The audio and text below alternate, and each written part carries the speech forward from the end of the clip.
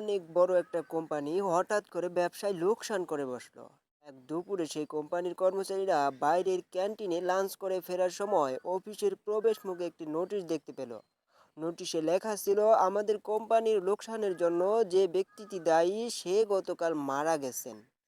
Seminar রুমে একটি coffee নিয়ে তার লাশ রাখা হয়েছে, যে কেউ তা দেখতে চাইলে আসতে পারেন।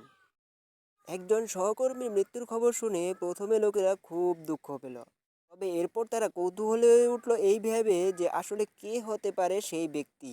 সবাই সেমিনার রুমে এসে একত্রিত হলো। সবাই ভাবতে লাগলো, আসলে কে সেই লোক যে আমাদের সাফল্যের পথে বাধা হয়ে দাঁড়িয়েছিল। তবে সে যেই হোক, এখন সে আর বেঁচে নেই। একে একে তারা সবাই কফিনের কাছে গেল এবং ভেতরে তাকালো।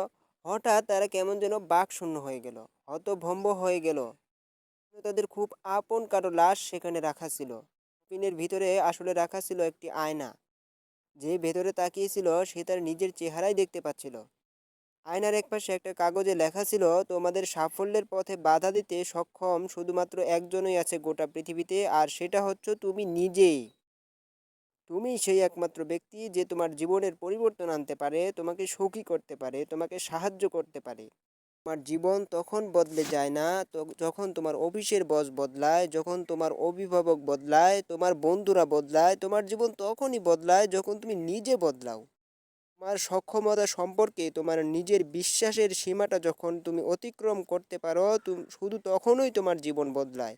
পূরণ হয় জীবনের লক্ষ্যগুলো,